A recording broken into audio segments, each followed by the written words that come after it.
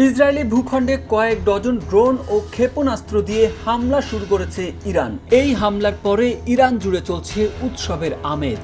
ইরানিরা আতশবাজি তারাবাতি জ্বালিয়ে আনন্দে মেতে উঠেছে।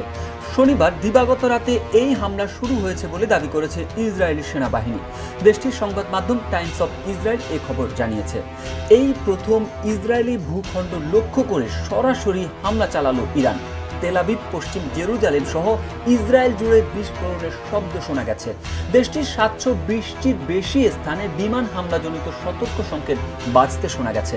ইসরায়েলি বাহিনী ও ইরানি ক্ষেপণাস্ত্রগুলো ভূপাতিত করার চেষ্টা করেছে। পরে ইসরায়েলি সেনাবাহিনী জানায়, ইরান ইসরায়েলকে লক্ষ্য করে 2 শতাধিক কিলার ড্রোন, ব্যালিস্টিক ক্ষেপণাস্ত্র এবং ক্রুজ ক্ষেপণাস্ত্র ছুড়েছিল।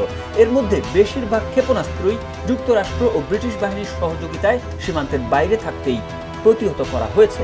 ইসরায়েলি বাহিনী আরও জানায়, ইসরায়েলের দক্ষিণাঞ্চলের একটি ঘাঁটি সহ কয়েকটি জায়গায় হামলা চালাতে সক্ষম হয়েছে ইরান। সেখানকার অবকাঠামোগুলোতে হালকা ক্ষয়ক্ষতি হয়েছে। ইসরায়েলি সেনাবাহিনীর মুখপাত্র ড্যানিয়েল হাগারি বলেন, হামলায় এক মেয়ে শিশু আহত হয়েছে। এ ঘটনায় কোনো প্রাণহানির খবর পাওয়া যায়নি। বোমা হামলা থেকে বাঁচতে নিরাপদ আশ্রয় কেন্দ্রগুলোর কাছাকাছি থাকার জন্য স্থানীয়দের নির্দেশ দিয়েছিল ইসরায়েলের হোম ফ্রন্ট কমান্ড। তবে শনিবার আন্তর্জাতিক সময় দিবাগত রাত 12টার দিকে সে আদেশ প্রত্যাহার করা হয়। ইসরায়েলি প্রতিরক্ষা বাহিনীর মুখপাত্র রিয়াল অ্যাডমিরাল ড্যানিয়েল হাগারি টেলিভিশনে দেওয়া এক বক্তব্যে বলেন, ইরান 2 শতাধিক কিলার ড্রোন, ক্রুজ ক্ষেপণাস্ত্র এবং ব্যালিস্টিক ক্ষেপণাস্ত্রের বিশাল ঝাঁক পাঠিয়েছে। তিনি বলেন, ইসরায়েলের প্রতিরক্ষা ব্যবস্থা এবং আঞ্চলিক মিত্ররা বড় সংখ্যক ক্ষেপণাস্ত্র ও ড্রোন প্রতিহত করেছে।